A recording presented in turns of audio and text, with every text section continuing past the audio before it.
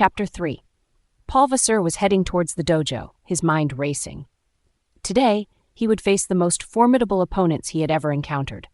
For the first time, he felt genuine fear, a dull anxiety knotting his stomach. The dojo, with its impeccably aligned tatami mats and silent spectators, seemed strangely intimidating. Paul changed in silence, his mechanical movements betraying his state of mind. The first matches were a nightmare. His opponents, imposing and experienced, seemed to dominate him at every moment. Every missed hold amplified his sense of helplessness. The clash of bodies on the tatami echoed like a dark melody of defeat. He barely managed to avoid defeat by ippon each time.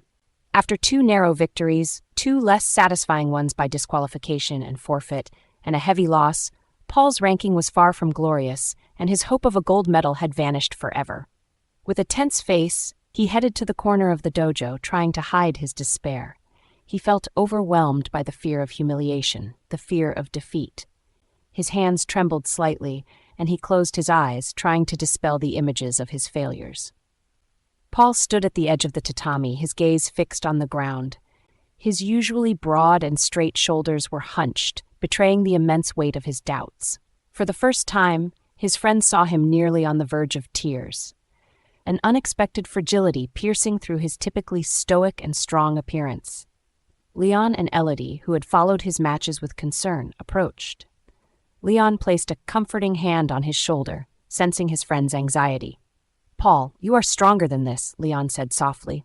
"You've overcome so many challenges to get here."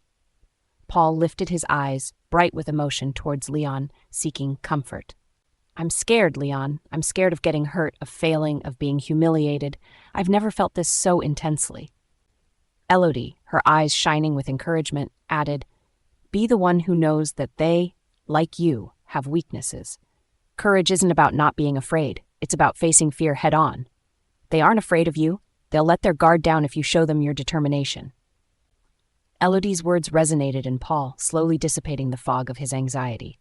As he prepared for his next match, Paul took Léon aside, his eyes expressing poignant sincerity.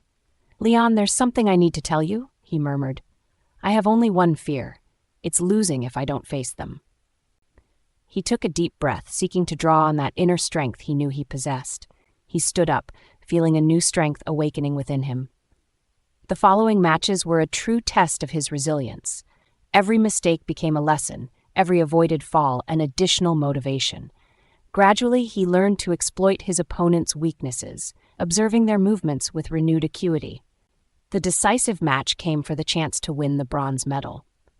He found himself facing a formidable Japanese opponent, a judoka known for his impeccable technique and brute strength who seemed invincible. Yet Paul felt something change within him. With a determined look, he faced this ultimate challenge, his movements guided by intense concentration. The match was fierce. Paul felt the fatigue weighing on his muscles, but he refused to yield. At a crucial moment, he perceived an opening, a weakness in his opponent's stance. With lightning speed, he executed a perfect hold, throwing the Japanese opponent to the ground. The hall erupted in cheers, the sound resonating through every fiber of his being. Paul, out of breath, stood up slowly, a victorious smile on his lips. He had done it. He had overcome his fears and triumphed. Later, during the medal ceremony, Paul felt a wave of emotion wash over him. Climbing onto the 3rd step of the podium, the bronze medal around his neck, he felt strangely fulfilled.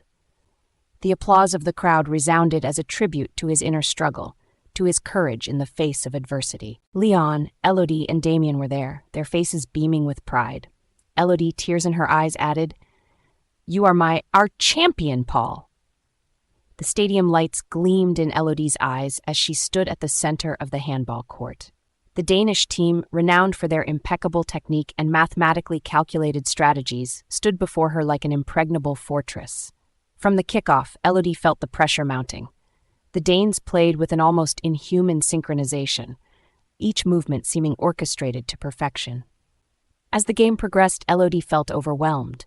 The rapid passes and impenetrable tactics of the opposing team often left her bewildered, and for the first time in her life, she felt like a bad student.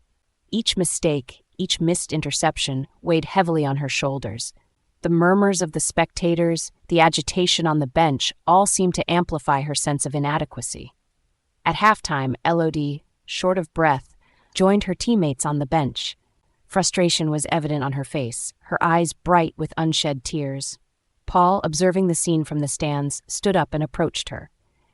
He knew he had to find the right words to reignite the fire within her. "Élodie, listen to me," Paul said, kneeling beside her. "I know you feel overwhelmed by their technique, but you are much more than that. Use your instinct and your strengths. Go all out against these intellectuals who think of sport as mathematics." Élodie looked up at Paul, a mix of gratitude and despair in her eyes. "What if I can't do it, Paul? What if I'm not strong enough?" Paul took her hands, squeezing them with conviction. "You have survived so much these past 7 years. No one can stop you, not with a book, not with a calculator. Trust your instinct, your strength. You are a warrior." Paul's words resonated within her, slowly dissipating the fog of her doubts. She stood up, a new determination lighting up her features. Her teammates sensed the change, a renewed energy coursing through the team. The whistle blew, signaling the start of the second half. The game resumed, and this time, Élodie played with new intensity and aggressiveness. She darted across the court, using her small stature to destabilize the Danes, breaking their methodical synchronization. Every movement was precise, every decision instinctive. She passed the ball between the legs of the tall players. The Danes, used to more predictable opponents, were caught off guard by Élodie's audacity. With just minutes left in the match, the score was close. Élodie found herself in the ideal position to score. She took a deep breath, ignoring the stadium's noise, her teammates' gazes, and the crowd's murmurs. In a flash, she threw the ball with all the strength she possessed. The ball flew past the Danish defense and into the net with incredible precision. The stadium erupted in cheers, and the final whistle blew. Élodie had just secured the gold medal for her team. Overwhelmed with emotion, she ran across the field, her teammates close behind. She leaped directly into Paul's arms, waiting at the other end of the field, a radiant smile on his face. Paul, whispering to himself, "Now," finally decided to kiss her. Their lips met in a long-awaited kiss. Élodie, short of breath and her eyes sparkling with joy, simply responded, "Finally." The celebrations continued around them, but for Élodie and Paul, the world seemed to have stopped. In that moment, all the challenges, all the fears seemed far behind them, replaced by a much more precious victory.